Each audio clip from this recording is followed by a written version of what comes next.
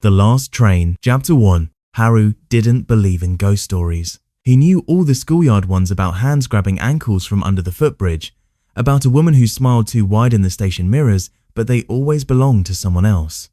They were things that happened to a cousin's friend or a friend's older brother, not to him. That night, the city felt tired. The summer festival had just ended, and the paper lanterns on the shopping street were going dark one by one. Haru held a small cloth pouch from the shrine, an omamori his grandmother pressed into his hand before he left.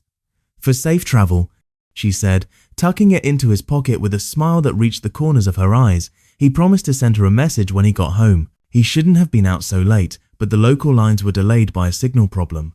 At the big terminal, a bored attendant waved him toward the bullet train gates. "Special late service," the man said. "Maintenance tomorrow. This one runs past midnight." Haru blinked. He'd never heard of a Shinkansen leaving so late, but the platform clock agreed, 12:07 a.m. Almost no one waited there.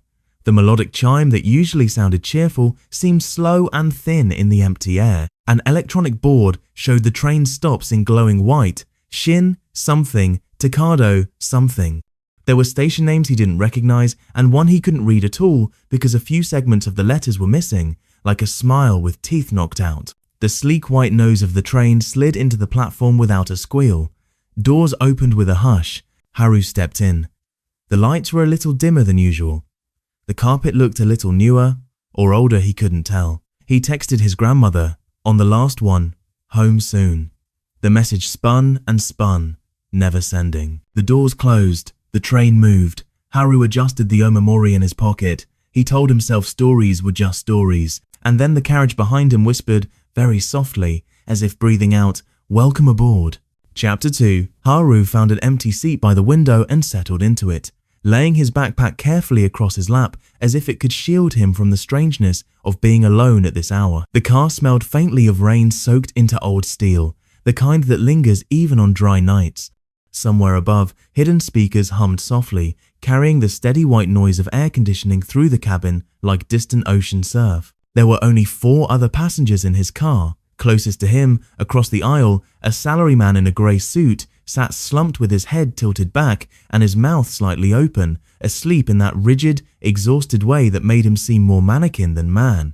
His briefcase rested upright between his legs, its handle pressed gently against his knees as though it too were dozing. 2 rows ahead, an old woman sat perfectly upright, her hands folded on top of a neatly wrapped umbrella, even though it hadn't rained since the afternoon.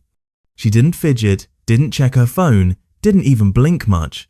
She stared straight ahead like she was watching something invisible hover just above the seat in front of her. Near the far door sat a girl in a sailor-style school uniform. She was curled sideways on her seat, with her knees tucked tightly against her chest, her chin resting on them. Her long black hair hung like a curtain, hiding almost all of her face. A tiny bell charm dangled from her phone, swinging gently as the train glided along the tracks. It did not make a sound. Haru thought about greeting her, asking if she was heading home late too, but the car was so quiet that the idea of speaking at normal volume felt like dropping a rock into still water. He stayed silent. The train slid out of the city. Neon lights gave way to long stretches of darkness, broken only by the occasional warehouse lamp glowing like a single tired eye. The window turned to glassy black, reflecting the inside of the car, salaryman, old woman, the girl's hair curtain, and Haru himself. His own reflection looked paler than he expected. He checked his phone again. No signal bars. The time read 12:11. He frowned, refreshed it, waited, but the little circle just spun. He tucked the phone away with a sigh. He decided to pass the time with a book. As he reached into his bag, something crackled under his seat. Startled, he bent and saw a folded piece of paper wedged between the seat frame and the carpet. He tugged at a corner. It came free with a soft, dusty sigh. It was an old pamphlet, yellowed at the edges as though it had been there for decades. The cover bore a faded icon of a train and 3 smudged characters that might have been a station name. The paper felt slightly damp, like it had soaked up the humidity of hundreds of nights. Haru unfolded it. The title read, in crisp old-style type, Riding Guidelines After the Last Night Chime. Well, thanks for watching Going to the Note. Beneath, the rules were listed in numbered order. Do not change seats after the 20-minute mark. When passing through tunnels, do not look at your reflection. If someone taps from beneath the floor, Count the taps and do not reach down. If a woman asks for the time, say, almost dawn. Do not speak your full name out loud. If you hear a child crying and cannot see the child, cover your ears with both hands. Do not accept food. If the announcement calls a station you do not know, do not leave the train. If you mistakenly step onto a platform you do not know, do not turn around.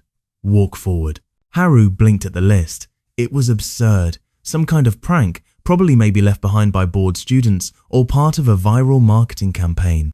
Still, something about the age-stained paper made the back of his neck prickle.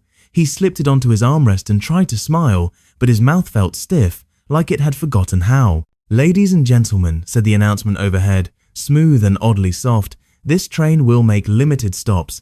Please do not change cars after 0:20. Haru froze. The exact time from the pamphlet. His eyes flicked to the ceiling speakers. The calm voice continued announcing the next stop on a different line entirely, words slipping past him like water. He checked his phone again, still no signal, still 12:13. The far door whispered open. A conductor stepped in. Tall, posture exact, uniform flawless, the white gloves stark under the dim lights. The cap's brim cast their face in shadow, but a small pin on the chest glinted briefly. The air seemed to sharpen around them, clean and cold. Tickets please, the conductor said, voice quiet and calm, neither male nor female. The salaryman stirred enough to fumble his pass, barely opening his eyes. The conductor examined it, gave a small nod that didn't quite involve the neck moving, and moved on. Tickets, please, they said to the old woman. She held out a paper ticket without speaking. The conductor bowed a fraction, handed it back, and glided forward. Tickets, please, they said to the girl. She slowly raised her phone without lifting her head, and the conductor scanned it without comment. They stopped before Haru. He handed over his IC card. The conductor held it near their chest. The portable reader blinked silently. There was no beep, no chime. After a beat, the conductor returned it. Thank you, they said. Do you have your traveler's charm? My… what? Haru blinked. Then remembered the omamori his grandmother had pressed into his hand before he left. He nodded and patted his pocket. That is good, the conductor said.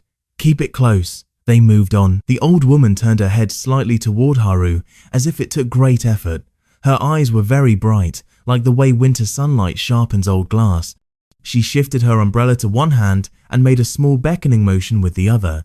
Haru hesitated, then picked up his backpack and moved to sit behind her, so he wouldn't have to speak across the aisle.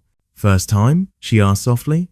Past the last chime? I didn't know there was such a thing, he said, trying to smile.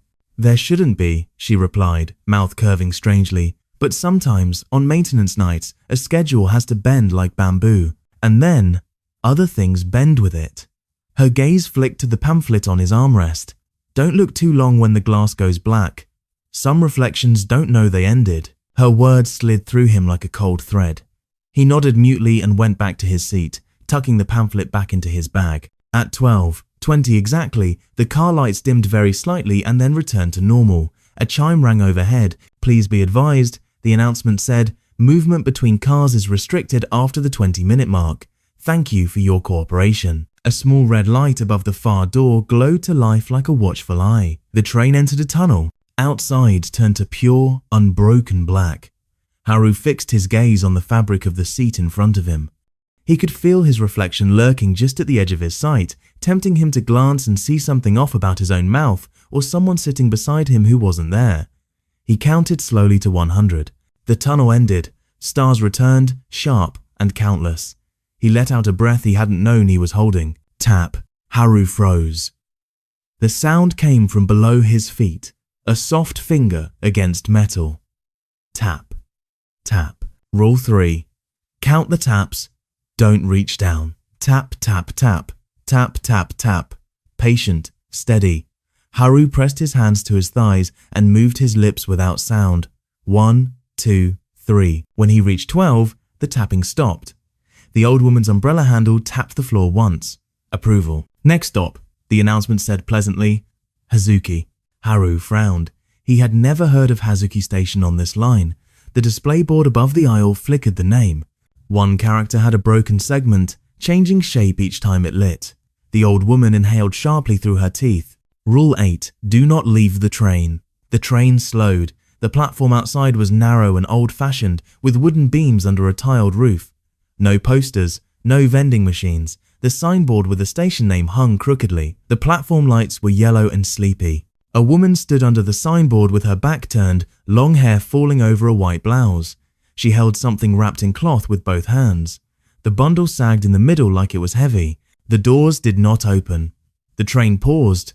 Then it moved on. The conductor passed through again. As they neared, the bell charm on the girl's phone trembled slightly but did not ring. The conductor paused by Haru's seat. "Almost dawn?" the conductor asked softly. "Rule 4. Haru's lips parted, uncertain. "Almost dawn," the old woman said firmly. The conductor straightened and continued walking. Haru realized he was trembling. "Next stop, Kane no Machi," said the announcement. His own stop. Relief loosened his shoulders. The old woman checked the umbrella's metal tip. "If you must get off," she murmured, "remember Rule 9. Chapter 3. The train glided into Kane no Machi with the smoothness of a blade slipping back into its sheath. Haru rose, heart lighter, and stepped onto the platform. 3 steps in, the lightness cracked. The world sounded wrong. Not silent, everything was there. The hum of the fluorescent lamps, the faint whir of vending machines, the far-off metal whisper of an escalator, but it was all half a beat slow, as if sound had to push through syrup to reach him. Each step landed a fraction too late in his ears. He slowed without meaning to, skin prickling. He scanned the platform, and his stomach went cold. The station was Kane no Machi, yet it wasn't. The signs wore older fonts, the kind he'd only seen in yellowing guidebooks. The vending machines bore unfamiliar brands in faded lettering, their bright colors dulled to dusty pastels. Near the waste bins stood a small wooden shrine box with a slanted roof, its paint flaking at the corners. He had walked this station almost every day of his life, and he had never seen that shrine. A soft voice by his ear made him jolt. "Do not turn," the old woman whispered. She stood suddenly at his side, umbrella tucked neatly under her arm. "Forward." Haru's mouth was dry. "But this is forward," she repeated, with quiet steel. He swallowed and obeyed. They walked together along the yellow tactile paving. The air felt thick and watchful, like an empty classroom after dark. Halfway down the platform, a man leaned against a pillar. He wore a neat coat and a brimmed hat that shadowed his face. A folded newspaper rested in his hands. As they drew near, he tilted the paper slightly. A small white card slipped free and fluttered down to land at Haru's feet, face down. Haru's fingers twitched.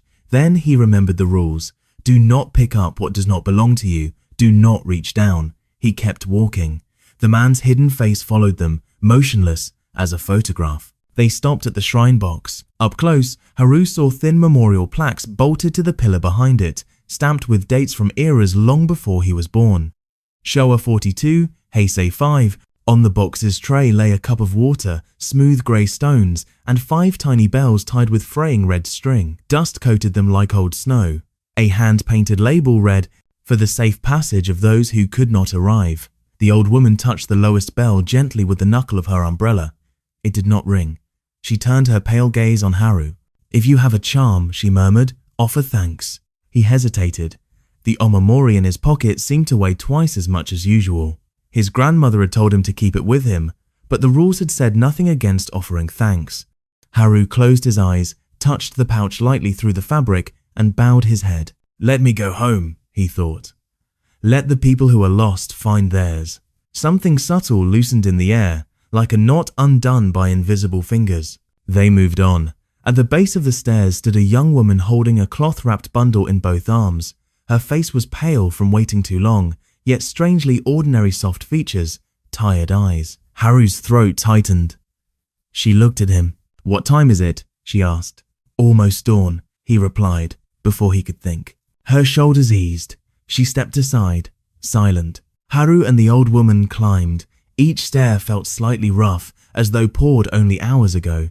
The umbrella's tip ticked gently beside him, steady as a metronome. The concourse at the top stretched wide and hollow. The advertisements were for brands Haru didn't recognize. The gate signage used older-style characters, curved and sharp in the wrong places. The ticket barriers blinked green and let them pass even without a tap. Outside, the street waited under the faint blue of pre-dawn. At first glance, it was his town, but each familiar shape had been redrawn by another hand. The store signs were different colors. The lamps were taller, curved like question marks. The air smelled faintly of old engine oil and something sweet, like anise, candies long gone stale. "Don't chase the differences," the old woman said softly. "Let the similarities guide your feet. Your body knows the way home." They walked in silence. The road curved where it should, even if the storefronts were strangers. A lone cat sat in the center of a side street and watched them pass with the judgmental stillness only cats possessed. Haru stared back until its eyes caught the light and flashed silver green. They passed the park near his hill. The new metal slide that should have gleamed under the lamps was gone. In its place stood an old wooden one, smooth with age. A bench bore a deep carved plaque that read, "For our children who love to run." Haru's chest tightened. The night around him felt thinner, as if light was starting to seep through cracks. "This is where I leave you," the old woman said at the corner, stopping suddenly. He turned to her. She looked taller now, or maybe less hunched, her umbrella held lightly as though it had grown hollow. "Already?" She nodded once. "Keep your charm close. When you get to your door, don't look behind you, not until you touch the latch." "Thank you," he whispered. She gave a small, knowing smile. Then she turned down a narrow lane. Her steps grew lighter with each one, the way young feet sound when they remember a path perfectly. And then she was simply gone, not vanished, not faded, just gone. Like someone who knew a side street well enough to stop existing, where you could see them. Haru walked alone. His street waited just ahead, its houses leaning sleepily toward one another like old friends. His home stood where it should, the front gate left slightly ajar because he always forgot to push it closed. Relief washed through him like warm water. He climbed the short hill to the door, keeping his eyes forward. His hand reached for the latch. "Excuse me," said a small, careful voice behind him. "What time is it?" Haru's fingers tightened on the cold metal. He did not turn. "Almost dawn," he said. "Thank you," said the voice, sounding lighter, like someone setting down a heavy bag. The air behind him thinned. Footsteps moved away without weight. Haru turned the latch, stepped inside, and locked the door. The house exhaled softly around him. He pressed his back to the wood and finally breathed. The sky beyond his window had begun to pale. His phone buzzed once the message he'd sent to his grandmother hours ago had finally gone through. He set the omamori on his desk, its knot still neat, and lay down without changing clothes. He woke hours later to morning sounds, neighbors talking, birds squabbling, the distant clang of a delivery truck. Sunlight painted the wall gold. Everything was normal. At breakfast, his mother looked up from her phone. "You got home late. What happened?" "There was a maintenance thing," Haru said. He stirred his rice absently. "I took a very weird last train." "Shinkansen?" She laughed. "Those don't run past midnight." "I know," he said quietly.